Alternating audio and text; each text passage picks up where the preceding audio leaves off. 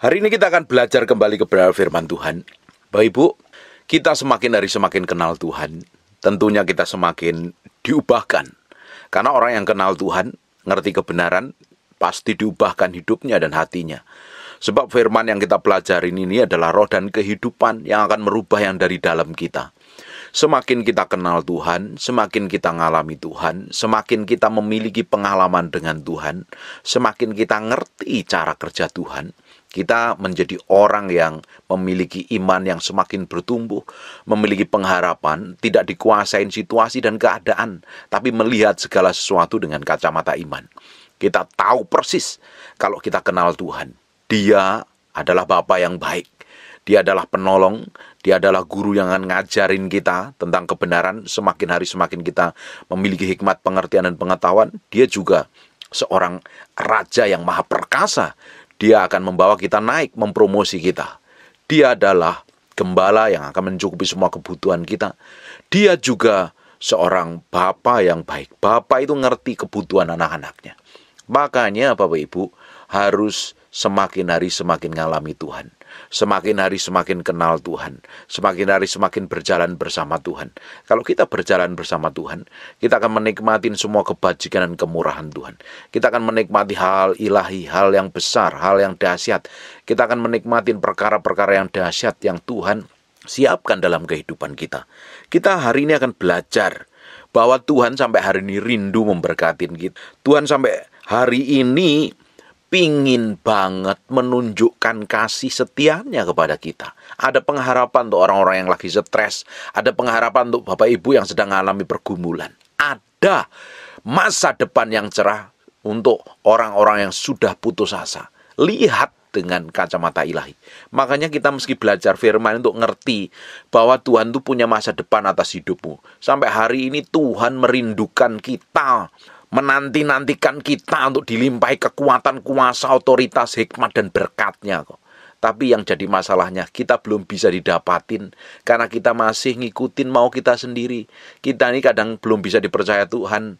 Karena apa? Kalau kita dipercaya sedikit, udah sombongnya bukan main. Merasa meninggikan diri, tepuk dada, dan bilang, nih lihat aku dan semua pencapaianku. Makanya sampai hari ini Tuhan gak angkat-angkat. Makanya kita hari ini akan belajar memiliki kerendahan hati, belajar ngikutin cara Tuhan. Kita sekarang buka di Yesaya pasal yang ke-30 ayat yang 18 mulai.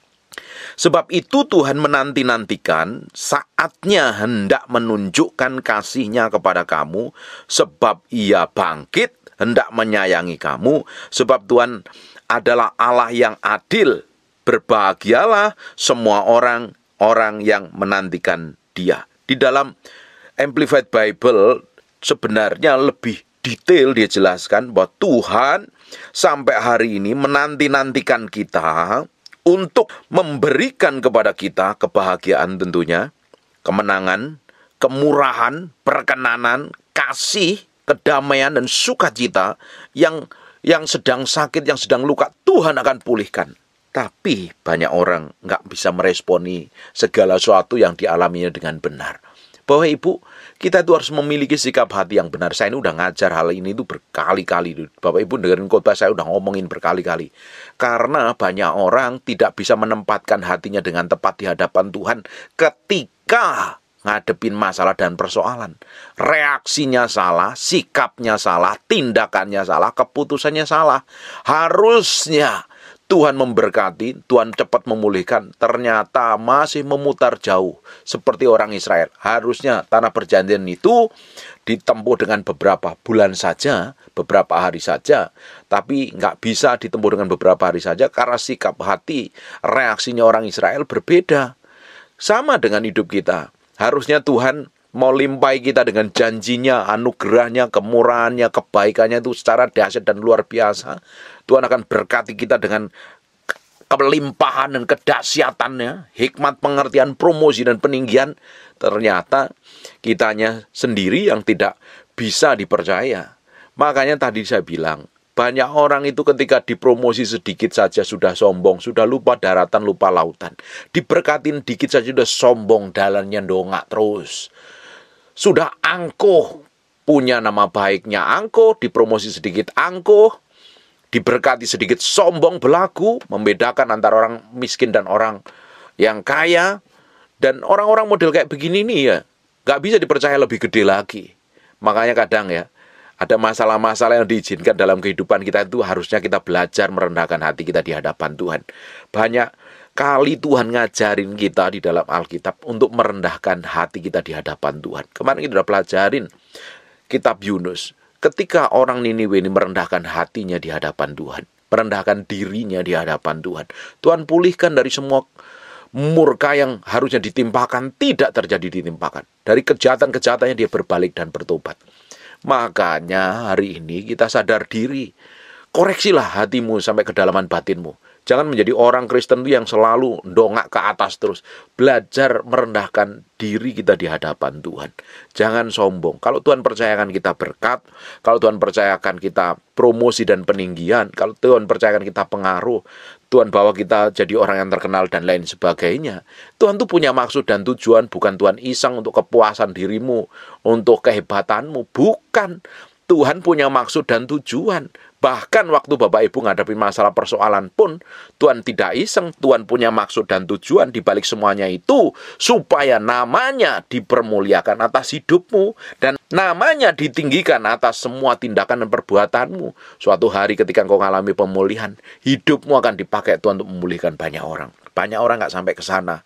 Sehingga Tuhan yang sedang sampai hari ini menanti-nantikan kita untuk menunjukkan kasih setianya, menunjukkan kemurahannya, menunjukkan keperkenanannya kepada kita, itu nggak sampai kepada kita karena kita sendiri belum menyiapkan hati kita dengan benar. Setelah Bapak Ibu dengar pengajaran ini, saya berdoa ada orang-orang akan mengalami breakthrough dan terobosan, mengalami pemulihan, tiba-tiba dipromosi dan dipersiapkan Tuhan perkara-perkara yang lebih besar lagi. Sebab Tuhan adalah adil. Berbahagialah semua yang menanti-nantikan Dia. Suruh menanti-nantikan Dia. Menanti-nantikan Dia.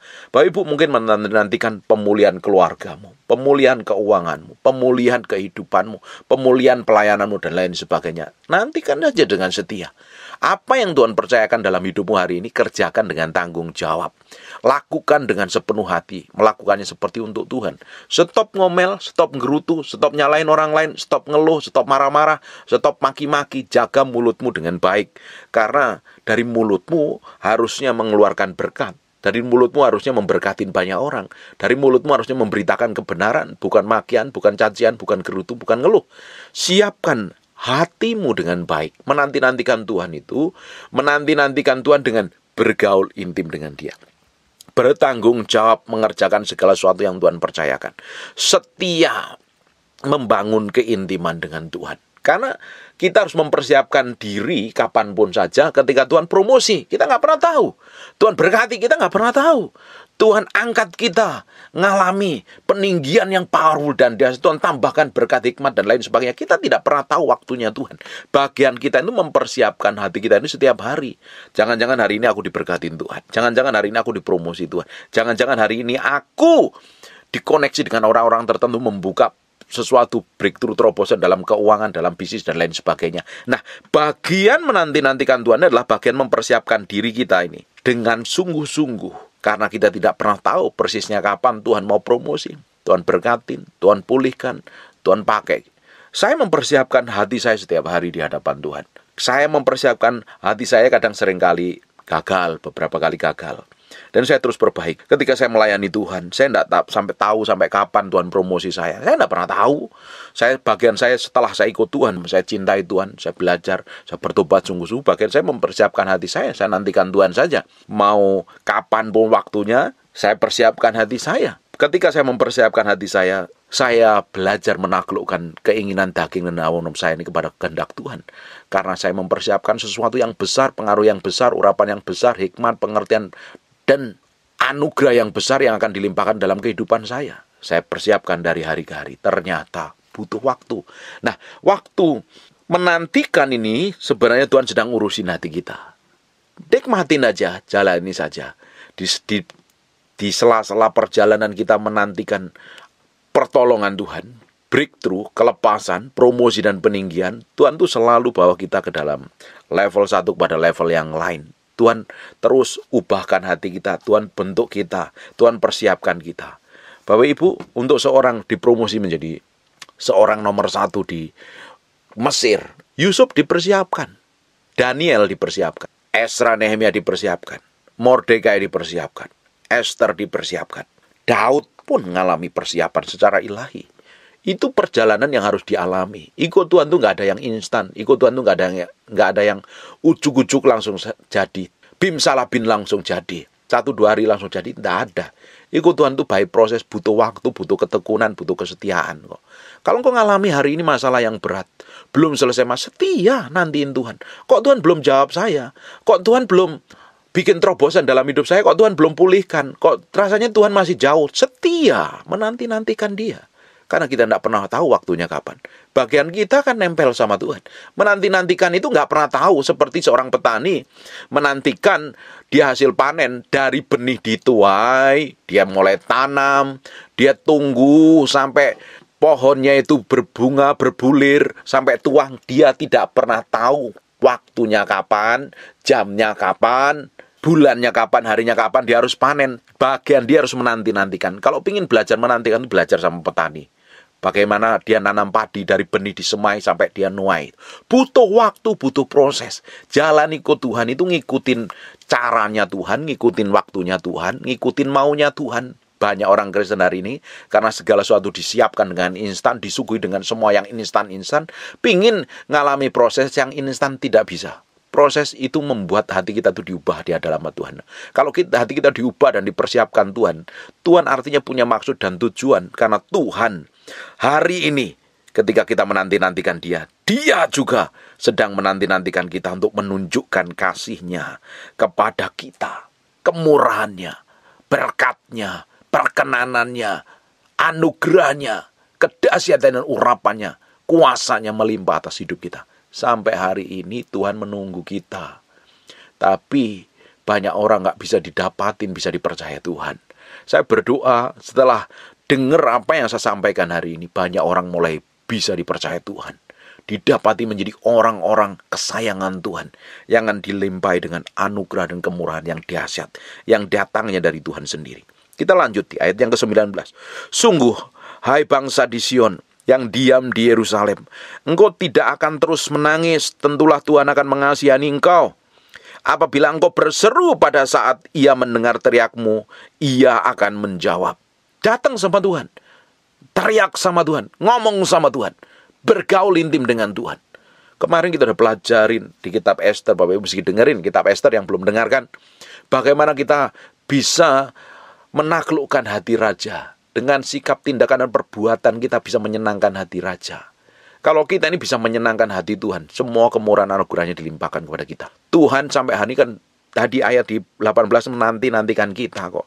Tapi kalau kita ini tidak mau berdoa, malah ngeluh gerutu, kerjaannya nyalain orang lain, bagaimana engkau ngalami breakthrough dan terobosan? Mulai datang sama Tuhan. Sekalipun kau disakitin, dilukai, dihianati, diperlakukan buruk, datang sama Tuhan. Cerita sama Tuhan. Tuhan akan mengasihani engkau. Kalau engkau berseru, Dia mendengar teriakmu, dan Dia tidak akan diam. Dia menjawabnya. Tuhan sampai hari ini, Dia mendengar semua doamu.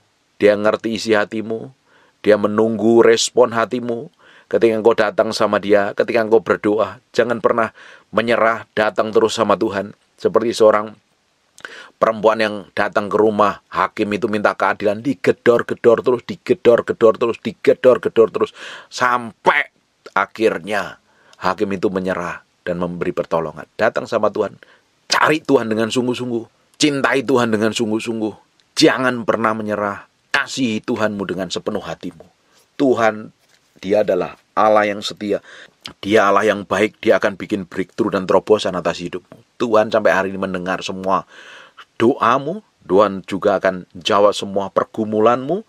Dia ngerti apa yang kau alami sampai hari ini. Tuhan kita adalah Tuhan yang baik. Tuhan kita adalah Tuhan yang dahsyat, yang tidak pernah meninggalkan kita sedetik pun. Amin. Kita lanjutkan di ayat yang ke-20. Dan walaupun Tuhan memberi kamu roti dan air serba sedikit, namun pengajarmu tidak akan menyembunyikan diri lagi, tetapi matamu akan terus melihat Dia. Bapak Ibu, sekalipun Bapak Ibu ngadapin masalah yang sulit, saya pernah mengalami masa yang sulit, Tuhan memberikan waktu itu roti serba sedikit dan air serba sedikit. Saya benar-benar mengalami perjalanan di padang gurun. Makan cukup, minum cukup. Cukup, semuanya serba cukup. Tapi serba sedikit. Di saat-saat itu, saya dengan istri saya melihat kemuliaan Tuhan. Kami dipercayakan Tuhan untuk melayani orang-orang, dan kami melihat mujizat. Kami melayani pelepasan kuasa Tuhan itu mengalir dalam kehidupan kami, itu begitu powerful. Istri saya itu mendoakan seorang ibu yang kerasukan setan itu, benar-benar kita baru datang ke rumahnya, dia udah manifestasi itu. Urapan tebel banget loh. Tapi urapan waktu itu kan tidak bisa buat bayar hutang, urapan untuk melayani Tuhan. Padahal kondisi kami sedang di padang gurun, benar hutang kami udah banyak. Hutang kami gede banget sekali, gede banget. Dan kami nggak bisa sanggup bayar kondisi waktu itu. Karena usaha kami lagi bangkrut. Tapi kami ngelihat mujizat.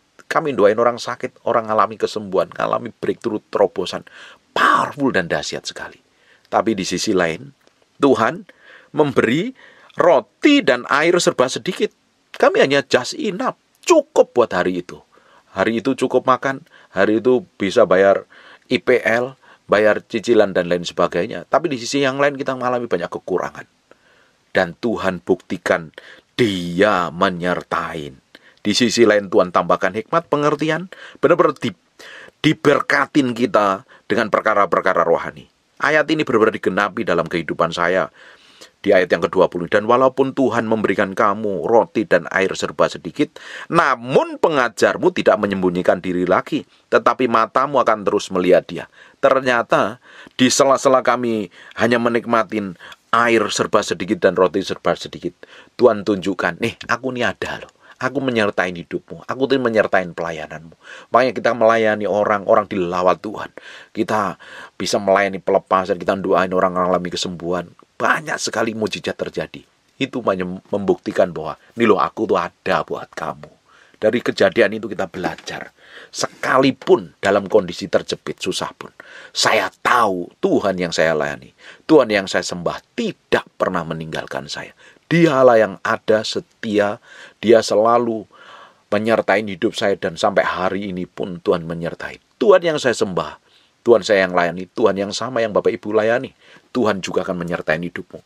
Sekalipun kau hari ini sedang terjepit susah, engkau tetap disertai Tuhan kan. Bahkan kau sampai dengar firman ini, artinya Tuhan ngajarin kamu untuk tetap fokus sama Dia loh. Karena Dia tidak pernah meninggalkan kamu. Kalau engkau cari Dia sungguh-sungguh, Dia tidak akan menyembunyikan diri lagi. Dia akan muncul dengan keajaibannya dan kedahsyatannya. Enjoy. Engkau akan melihat bagaimana Tuhan bekerja atas hidupmu.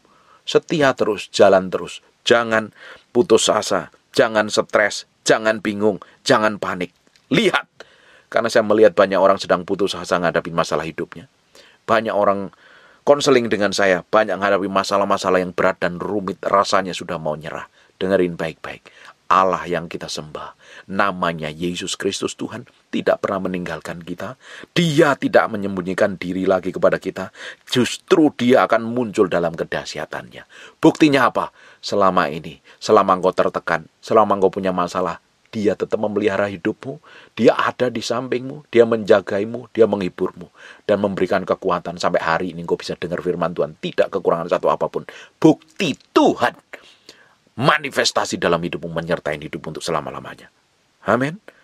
Sekarang kita lanjutkan di ayat 21, dan telingamu akan mendengar perkataan ini di belakangmu. Inilah jalan, berjalanlah mengikutinya, entah kamu menganan atau mengiri. Bapak Ibu dengar firman ini. Ikutin apa yang Tuhan mau dalam hidupmu. Tuhan suruh A, ikutin A. Tuhan suruh B, ikutin B. Jalanin aja. Bergantung sama Tuhan. Ngikutin kebenaran. Saya udah ulang berkali-kali. Kalau Bapak Ibu rajin dengerin apa yang saya khotbahkan. Kalau engkau ingin sukses dan berhasil, dengerin suara Tuhan dan lakukan. Pasti ujung hidupmu itu sukses dan berhasil kok. Kita ini selama ini gagal, kita selama ini ketemu masalah, ketemu problem karena kita ngikutin suara hati kita sendiri. Kita ngikutin suara orang lain. Kita ngikutin suara setan. Hancur. Makanya kita belajar dengar suara Tuhan. Kamu menganan atau mengiri, ikutin aja jalan, ikutinnya. Tuhan suruh kanan, ikut ke kanan. Tuhan suruh ke kiri, ikut ke kiri. Jalan terus sama Tuhan. Ayat yang kedua, engkau akan menganggap najis patung-patungmu yang disalut dengan perak atau yang dilapis dengan emas. Engkau akan membuangnya seperti kain cemar sambil berkata kepadanya, keluar. Dengerin baik-baik Bapak Ibu. Kalau kamu menantikan setiap hari hal yang ilahi bersama Tuhan, kamu setia membangun keintiman, bergaul dengan firman, mengasihi Tuhan dengan segenap hatimu, kamu ujungnya ya, engkau tidak akan menjadi orang yang kompromi. Engkau jadi orang yang tegas sekali. Oh, ini dosa, ini bukan kebenaran. Semua kenajisan, semua kejahatanmu, semua yang menjadi nomor satu dalam hidupmu selain Tuhan, singkirin, buang jauh-jauh. Tuhan harus jadi yang utama dan terutama. Tuhan harus menempatin hati kita yang jadi utama dan terutama. Kalau Tuhan kita tempatkan di tempat yang tepat dalam hidup kita, kita akan menikmatin semua kebaikan dan kedahsyatan. Mungkin kau nggak nyembah patung, kau mungkin nggak ke Gunung Kawi, nggak nyembah pohon. Tapi kalau engkau punya sesuatu yang kamu cintai melebihi Tuhan, kamu nomor satukan, kamu berikan waktu di sana lebih banyak daripada sekedar doa dan nyembah Tuhan. Tapi kamu lebih banyak luangkan waktu dengan sia-sia. Sebenarnya segala sesuatu yang kamu utamakan dalam hidupmu melebihi Tuhan, dan kamu habiskan waktumu lebih banyak dibanding dengan berdoa, otomatis kamu tuh menjadi penyembah berhala. Otomatis kita ini menjadi penyembah berhala kalau kita tempatkan Tuhan bukan menjadi yang pertama dan terutama. Koreksi sampai hatimu, kedalaman batinmu. Apa sih yang sebenarnya paling nempel dalam hidup saya? Mungkin egomu, hawa nafsumu, nafsu seksmu, amarahmu, kepahitanmu, luka batinmu, traumamu. Tuhan tadi kan katakan, Tuhan akan menyembuhkan lukamu di masa yang lalu. Tuhan akan pulihkan seluruh kehidupanmu. Tuhan akan menyembuhkan semua luka batin di masa lalumu yang pernah melukai sampai kamu kecewa, sakit hati, trauma, dan lain sebagainya. Tuhan mau membereskannya karena Tuhan mau memberkatin kita. Semua kenajisan, semua hal yang jahat, semua hal yang tidak berkenan, tanggalkan. Fokus terus sama Tuhan, jalan sama Tuhan. Kalau engkau bisa menanggalkan semua yang menjadi berhala dalam hidupmu, yang menempatin yang pertama dan utama dalam hidupmu selain Tuhan, itu buang. Itu harus dibuang. Kalau tidak, Tuhan tidak akan bisa menunjukkan kasih setianya. Tuhan tidak akan bisa menunjukkan kemurahannya. Tuhan akan menahan semua hal yang ilahi yang Tuhan siapkan dalam hidupmu. Tuhan hari ini harus menjadi yang utama dan terutama. Tuhan harus menempati, menjadi prioritas utama dalam hati kita. Apapun kondisinya, apapun situasinya, Tuhan harus jadi yang utama dan terutama. Dia harus menempatin dan bertata sepenuhnya dalam hidup kita. Kalau dia menempatin menjadi satu-satunya yang tinggal dalam hati kita ya, hidupmu akan mengalami kemurahan, mengalami perkenanan, dan apa saja yang dikerjakan tanganmu, Tuhan akan berkati dengan cara yang ajaib. Banyak orang memang gak nyembah ke Gunung Kawi, gak nyembah pohon, gak nyembah ke laut, gak nyembah bulan dan bintang. Tapi banyak orang menyembah egonya, menyembah amarahnya, menyembah luka batinnya, menyembah masa lalunya. Diingat-ingat terus. Tidak bisa melihat janji Tuhan. Bagaimana Tuhan bisa percayakan perkara ilahi? Bagaimana Tuhan akan berkatin kalau kita meninggalkan semua kejahatan kita? Emang kalau kita ikut Tuhan harus meninggalkan semua kejahatan. Tidak bisa kompromi. Kita harus benar-benar fokus. Kita harus tegas dengan diri kita sendiri. Fokus jalan sama Tuhan. Kita tinggalkan semua kenajisan. Baru kita akan lihat di ayat 23. Lalu Tuhan akan memberikan hujan bagi benih yang kamu tabur di ladangmu. Baru Tuhan akan memberikan hujan bagi benih yang baru kamu tabur di ladangmu. Dalam kondisi air serba sedikit, roti serba sedikit, kita juga harus nabur. Bapak Ibu mungkin nggak punya uang. Nabur kan nggak harus ke gereja. Bapak Ibu nabur kepada keluargamu, orang tuamu mungkin. Urusi dengan baik orang tua itu. Saudara-saudaramu yang kekurangan diurusin dengan baik. Diurusin orang di sekitarmu yang kelaparan itu dikasih makan dulu. Baru kalau keluarga diurusin dengan baik, orang tua diurusin baik, ada uang lebih, kamu bisa nabur ke gereja. Itu yang utama dulu. Mungkin kamu nggak punya uang, kamu bisa tabur sikap baik, tabur doa, tabur kata-kata yang penuh dengan hikmat, pengertian, dan pengetahuan. Tabur dulu. Kalau kita nggak nabur, ya kita tidak pernah bisa menuai. Saya ngomong tentang menabur ini, saya nggak minta uang persembahan dari hidup Bapak Ibu loh. Bapak Ibu bisa kasih persembahan kemanapun yang digerakkan Tuhan dalam hatimu. Menabur dalam hal ini, engkau bisa menabur hal apapun juga. Kalau engkau nabur jagung, ya tentunya menuai jagung. Nabur uang, nuai uang. Nabur baju, nuai baju. Benih apa yang kamu tabur hari ini, kau akan menuainya. Ketika kita ini mulai menabur, lalu Tuhan akan memberi hujan bagi benih yang baru kamu tabur di ladangmu. Dan dari hasil tanah itu kamu akan makan roti yang lezat dan berlimpah-limpah. Pada waktu itu ternakmu akan makan rumput di padang rumput yang luas. Perhatikan ya, perhatikan baik-baik.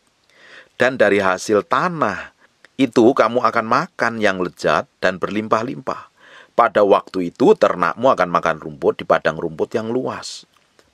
Sapi-sapi dan keledai-keledai yang mengerjakan tanah akan memakan makanan campuran yang sedap dan sudah ditambi dan diayak. Perhatikan dalam ayat ini, berarti ada bagian yang harus kita kerjakan.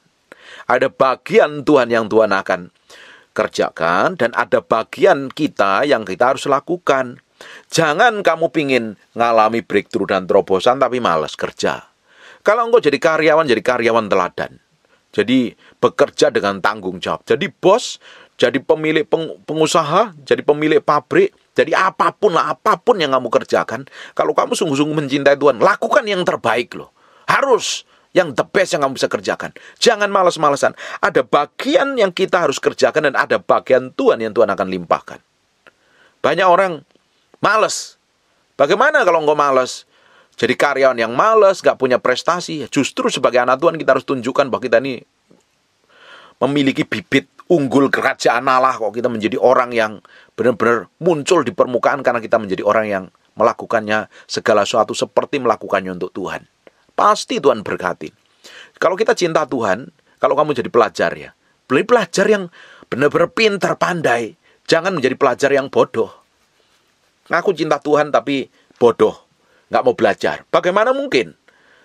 Kamu jadi mahasiswa DO tapi ngakunya cinta Tuhan. Bohong itu. Kamu jadi karyawan yang menipu, korupsi, dan lain sebagainya. Bagaimana mungkin kamu ngomong cinta Tuhan tapi kamu jadi karyawan yang malas? Kalau kita mencintai Tuhan, kita lakukan yang terbaik untuk Tuhan loh. Apapun itu kita kerjakan. Kalau perlu, tambahin skillmu, tambahin pengetahuanmu, biar muncul di atas rata-rata. Harusnya setiap orang percaya, ngakunya Kristen, ngakunya cinta Tuhan, harus memiliki hikmat, pengertian, dan pengetahuan. Belajar terus, kembangkan dirimu dengan baik. Ada bagian yang harus kita kerjakan, ada bagian Tuhan yang Tuhan akan kerjakan. Bagian kita apa? Di ayat ini, lalu Tuhan memberikan hujan bagi benih yang kamu tabur. Ada bagian kita yang harus kita kerjakan. Menabur benih di ladangmu. Kan ladangnya harus dikerjain. Bapak Ibu punya ladang apa? Di kantor, di pabrik, di toko, di perusahaan, di pemerintahan, di kepolisian, dan lain sebagainya. Itu sebagai ladangmu, kerjakan yang terbaik. Punya integritas, punya kejujuran, punya ketulusan, punya kemurnian. Jangan seperti orang dunia, korupsi, kolusi, nepotisme, jahat, markup, seenak sendiri, ngutil barang orang, nipu, dan lain sebagainya. Jangan lakukan itu.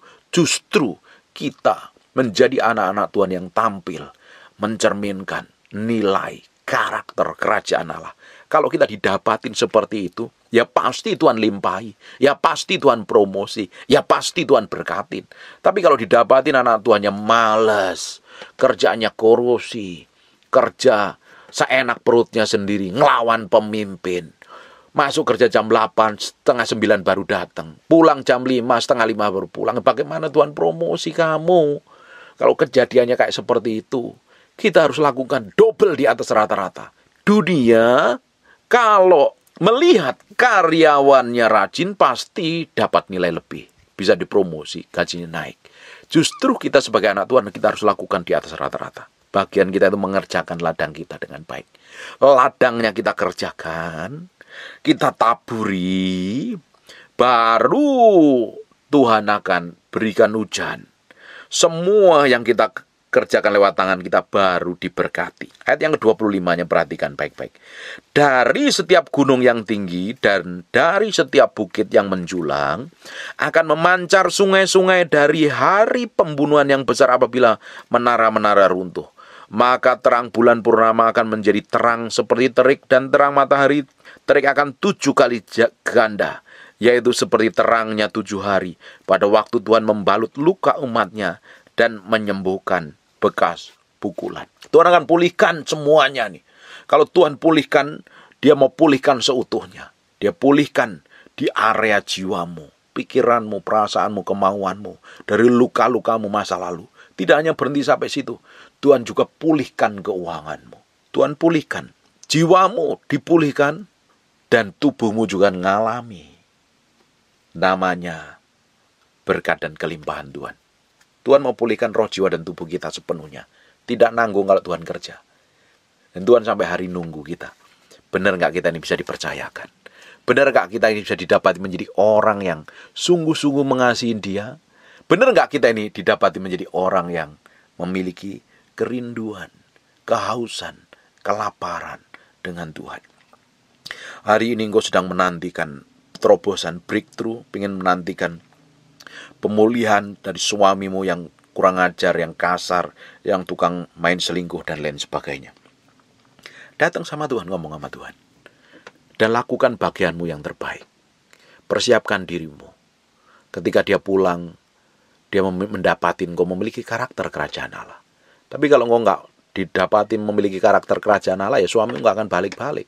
Dia balik malah kepahitan dengan kelakuan, sikap, dan tindakanmu. Hari ini prepare. Yang terbaik yang kita bisa lakukan untuk Tuhan, kita lakukan. Dan kita akan melihat keajaiban dan kedahsyatan Tuhan secara ilahi. Amin. Saya berdoa, setelah Bapak Ibu dengar apa yang saya sampaikan ini, hidup mengalami perubahan. Engkau mengalami breakthrough dan terobosan. Benar-benar dipercaya Tuhan secara ilahi. Karena rindu sampai hari ini, Tuhan memberkatin kita. Kerinduan Tuhan memberkatin kita. Sebab itu Tuhan menanti-nantikan saatnya hendak menunjukkan kasih-Nya kepada kamu. Sebab Ia bangkit hendak menyayangi kamu. Sebab Tuhan adalah adil. Berbahagialah orang yang menanti-nantikan Dia. Amin. Sekarang tutup matamu, tutup Alkitabmu, kita berdoa. Bapak, terima kasih buat firman-Mu. Kami materaikan dengan darah anak domba Allah, nempel dalam hati kami. Berhari-hari, berminggu-minggu, berbulan-bulan, firman ini jadi kehidupan. Terus koreksi hati kami. Cabut semua kejahatan dan kepalsuan hidup kami yang tidak benar di hadapan-Mu. Bahwa kami mengalami kemenangan breakthrough dan terobosan. Dapat menjadi orang kesayangan-Mu ya Tuhan. Kami kembalikan segala hormat, pujian, pengagungan buat Raja kami yang maha mulia. Dalam nama-Mu, kami mengucap syukur. Kami memuliakan dan mengagungkan Engkau seumur hidup kami. Berkati setiap orang yang rajin mendengarkan firman yang mau sampaikan Tuhan. Apa saya dikerjakan tangannya Tuhan bikin berhasil. Tuhan bikin breakthrough dan terobosan. Saya mau berdoa orang yang sakit dan mengalami kelemahan tubuh. Dan orang yang sedang berbaring di ruang ICU, di rumah sakit. Saya mau berdoa oleh bilur Yesus, oleh darah Yesus. Jadilah engkau tahir, jadilah engkau sehat, jadilah engkau sembuh. Dalam nama Yesus, kami berdoa dan mengucap syukur. Haleluya. Amen and God bless you. Aku berdoa. Ada orang-orang di tempat ini yang pingin ngalami Tuhan. Ada orang yang pingin ngalami Tuhan, angkat tanganmu.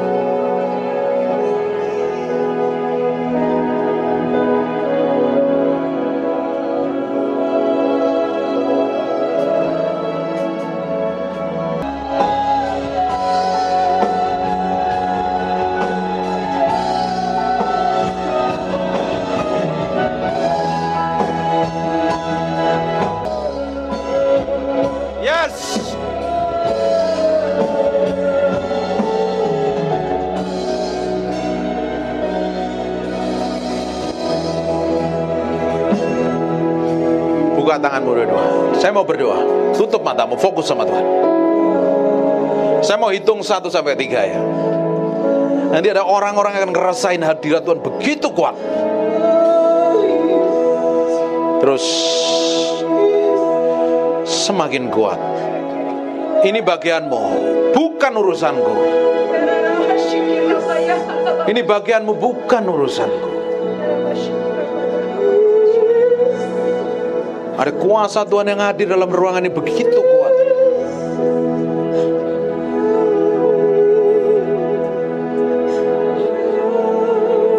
Satu,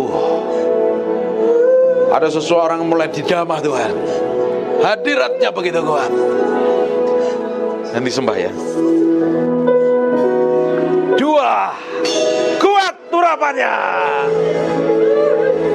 Sekarang terima itu. Go, go, Jesus. Now, Jesus.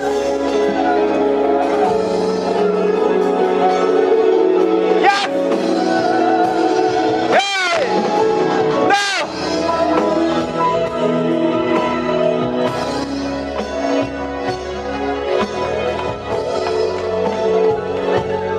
Jesus name. Go. Will. Do it. Do it. Do it.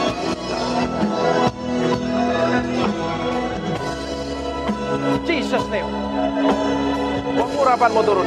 Now. Go. Jesus name. Jesus name. Tuhan. Will. Berdui. Jesus name. Enamose, sianamore, iniminiana lama. Yes, urapanmu turun dalam ruangan ini. Karabakenebe, go.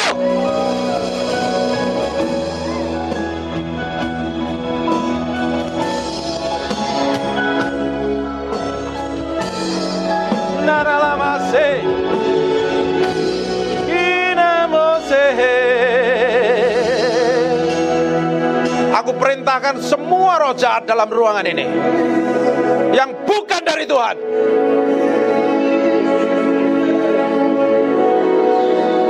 yang roh bukan dari Tuhan.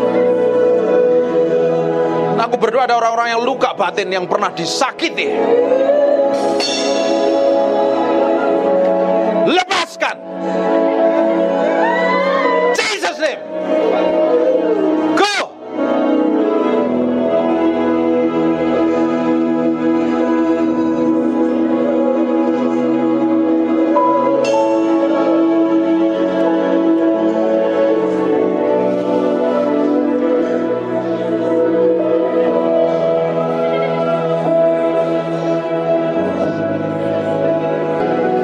Yes Tuhan.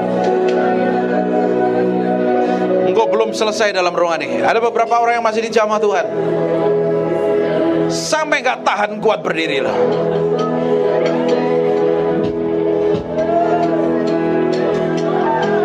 Nalamoso sini mianamo binamo senaramore irianama.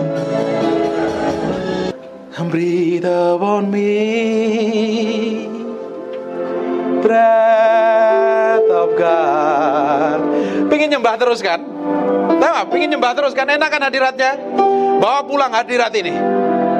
Lakukan setiap hari di kamar doamu. Lakukan di kamar doamu. Ada waktu senggang, bangun keintiman dengan Tuhan. Urapannya akan semakin tebal memenuhi hidupmu loh.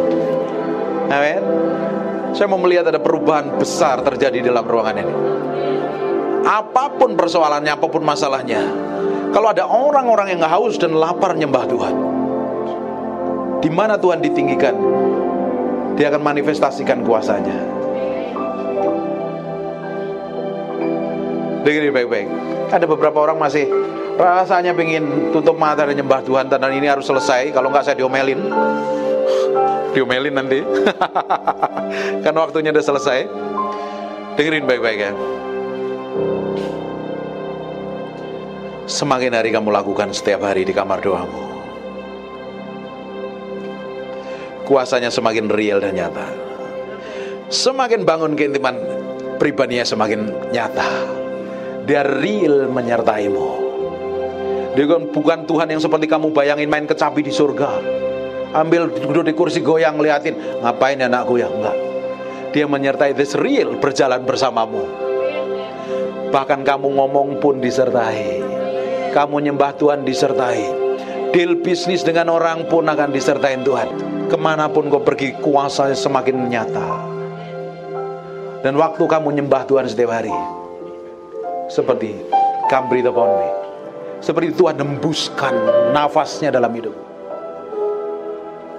dan kau bisa bersembunyi dalam hadirat. Come breathe upon me. Ketika Tuhan hembuskan nafasnya dalam hidupmu, rohnya memenuhi hidupmu, Roh Kudus menyertaimu semakin nyata. Salib mahen, mulutmu menyembah Tuhan, tanganmu memugungkan namanya. Dan waktu kamu ngadapin masalah, engkau bersembunyi dalam hadiratnya.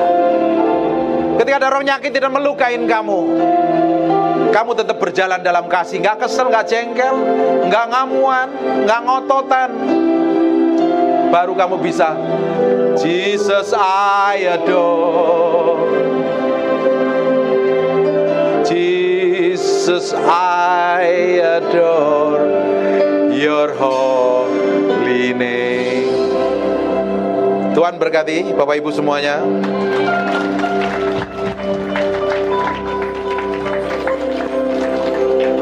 Terima kasih. Segala pujian buat Tuhan Yesus Kristus.